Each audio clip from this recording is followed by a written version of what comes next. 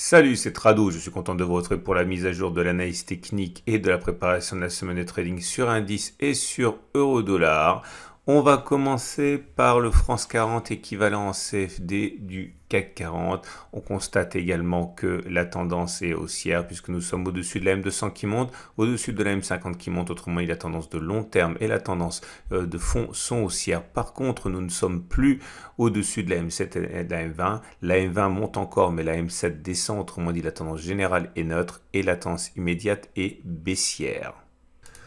Dans ces conditions, les traders qui veulent se mettre dans le sens de la tendance lourde vont chercher avant tout des signaux d'achat et des points d'achat. C'est le cas notamment sur ce support journalier des 66,20, 65,60 s'il devait être encore sollicité. Il ne faut pas oublier non plus que ce support hebdomadaire des 66,90, 66,35 est un support hebdomadaire qui a été préservé. Regardez, si je bascule rapidement sur les données hebdomadaires, vous pouvez le voir. On n'a pas clôturé en dessous pour l'instant, puisque la mèche a traversé la zone grise, mais elle a bien été finalement à l'intérieur en clôture, cette bougie. Donc elle est totalement préservée, cette zone. Je reviens sur mes données journalières. Ceux qui veulent également acheter peuvent, mais ça sera sans doute pas pour cette semaine, encore que envisager d'acheter sur cette zone de support hebdomadaire des 6250, 6460 si on y va. On regarde ce qui se passe sur les données 4 heures. Et sur ces données 4 heures, on voit que c'est l'inverse. La tendance de fond est baissière puisque nous sommes en dessous de la M50 qui descend et la tendance générale est baissière en dessous de la M20 qui descend. La tendance immédiate par contre est haussière avec les cours au-dessus de la M7 qui monte. La tendance était globalement baissière, encore que ce soit vraiment très partagé. Les traders qui veulent initier des positions vendeuses attendent un éventuel retour sur la résistance H4 des 6845, 6785 pour y déceler d'éventuels signaux baissiers ou alors une cassure du support ici en orange qu'on a mentionné précédemment à 6620, 6560 pourrait être également mis à profit par les traders baissiers qui voudraient initier une position à la vente. Ceux qui par contre ont plutôt une position et un biais haussier achètent sur cette zone orange qu'on vient juste de mentionner puisqu'il s'agit d'un support tracé sur une unité de temps supérieure et qui a donc la capacité théorique de s'imposer à la pression et à la tendance baissière sur les unités intraday. J'ai oublié de parler des bougies Aiki Nashi. Pour les données 4 heures actuellement, c'est en claire rémission, vous le voyez bien. On a des bougies vertes, on a des bougies sans mèche basse. Ça montre bien la pression haussière. Et je reviens rapidement sur les données journalières puisque j'ai également oublié de le mentionner. Et là, vous voyez que par contre, sur les données journalières, la pression est toujours baissière avec des bougies rouges sans mèche haute. Et on passe à l'Allemagne 30 équivalent CFD du DAX pour constater que la tendance de fond est haussière avec la M50 qui monte, la tendance générale est haussière avec la M20 qui monte, la tendance immédiate est baissière avec la M7 qui descend et les cours sont en dessous. Les traders qui veulent se mettre dans le sens de la tendance qui est globalement haussière tentent sans doute des achats sur le support hebdomadaire des 15 800, 15 750. On voit bien que c'est déjà la stratégie qui a été adoptée sur la séance de jeudi et de vendredi. Le stop loss sera généralement mis en cas de clôture en dessous du support hebdomadaire. Nous avons une autre possibilité pour les acheteurs, c'est attendre une clôture au-dessus de la résistance journalière des 15 996 036.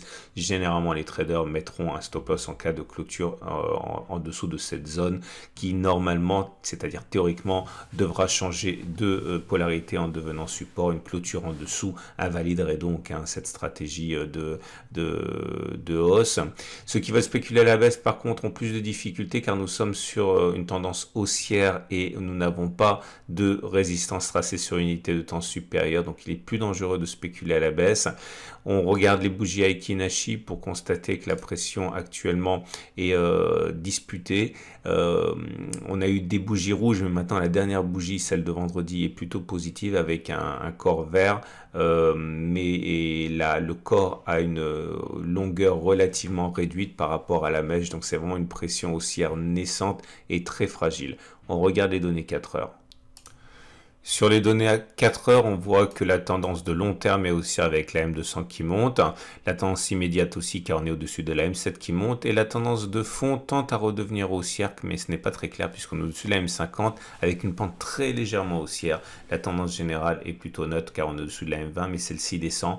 On va dire que globalement c'est haussier, ce qui signifie que les traders qui ont un biais haussier vont chercher avant tout des points d'achat. Ça sera le cas en cas de retour sur le support H4 des 15 600 695-626, puisque c'est celui qui a bien fonctionné très récemment. Un retour sur le support journalier hebdomadaire des 15-815-750 devrait également séduire certains acheteurs. Le stop loss sera classiquement mis en cas de clôture en dessous de ces supports. Nous avons également une autre possibilité, c'est l'achat en cas de clôture au-dessus de la résistance journalière des 15 996 036 avec un stop loss généralement mis en cas de retour et de clôture sous ces zones. Nous avons enfin la possibilité de spéculer à la baisse tout naturellement, mais il faudrait chercher des résistances tracées sur une unité de temps supérieure car la tendance est haussière. C'est le cas notamment si un aveu d'échec devait s'exprimer sur les 15 996 036. Autre solution, la cassure du support H4 des 15 695 625 devrait amener dans son sillage de nombreux traders baissiers. Bougie Aiki avantageux avec des bougies vertes sans mèche basse, c'est haussier.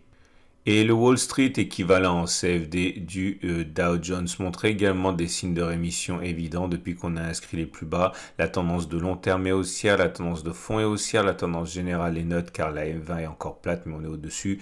Et la tendance immédiate est, on va dire neutre car on est légèrement au-dessus de la M7 qui descend mais c'est en train de se jouer maintenant. Globalement la tendance est haussière donc les traders les plus classiques cherchent des points d'entrée à la hausse. Ce sera notamment le cas sur cette grande zone de support hebdomadaire et journalière des 35 080 jusqu'à 34 715. Deuxième solution pour les acheteurs, attendre une cassure de la résistance journalière des 35 635, 35 606. Dans les deux cas, le stop loss sera classiquement mis en dessous de ces zones si on y retourne en clôture. Nous avons également la possibilité de spéculer à la baisse, mais c'est très dangereux puisque nous n'avons pas de résistance tracée sur une unité de temps supérieure alors que la tendance est haussière.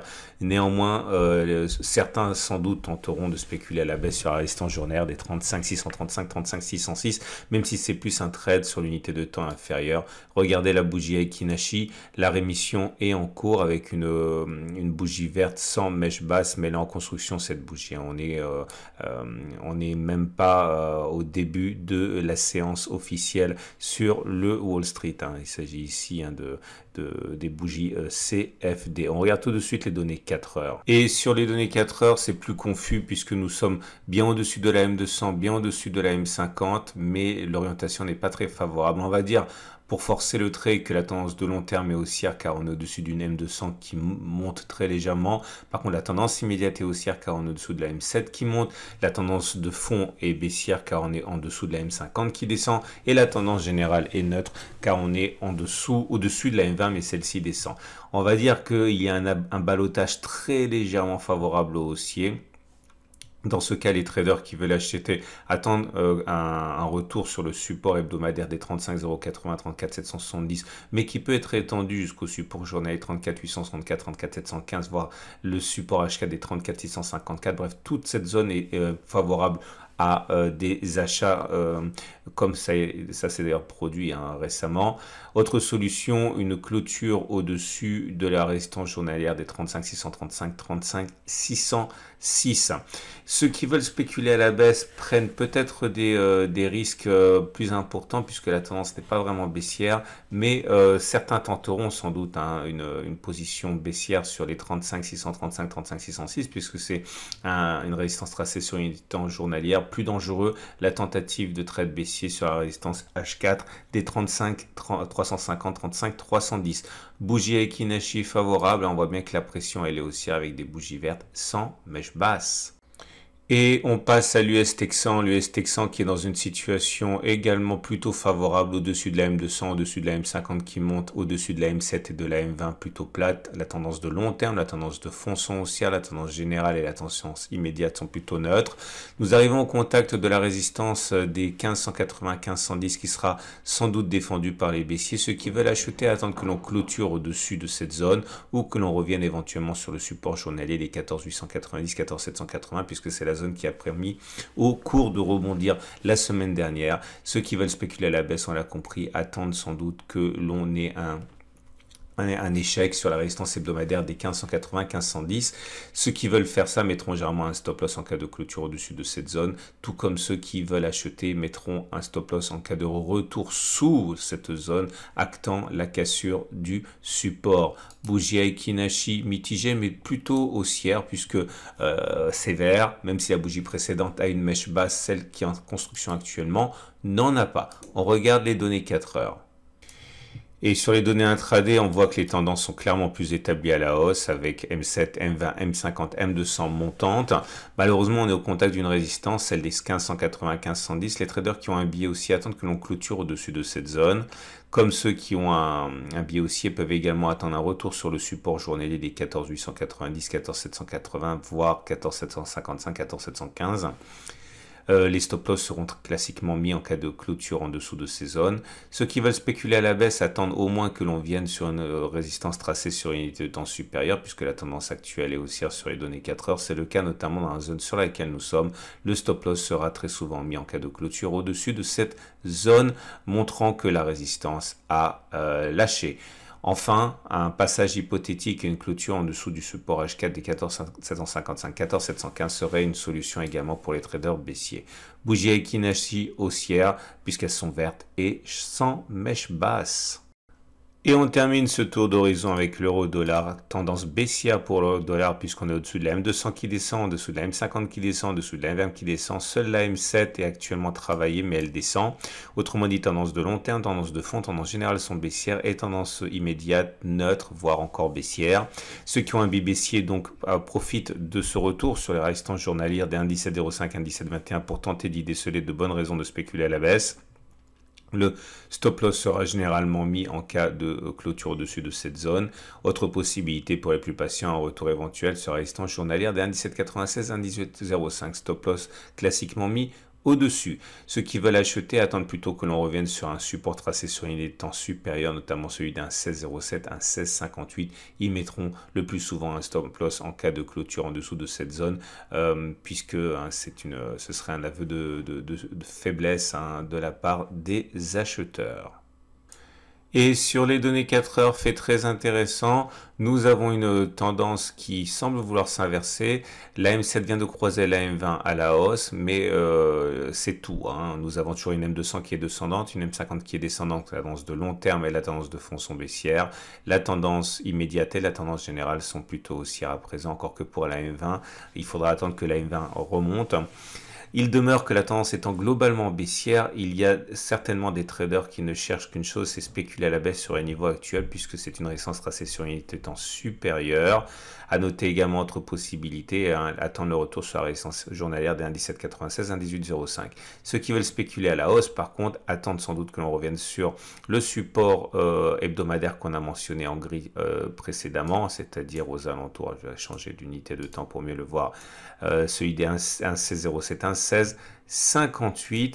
Regardez les bougies Aiki-Nashi, elles sont clairement en amélioration puisque vous avez des bougies vertes sans mèche basse, ce qui montre bien les bonnes dispositions du moment.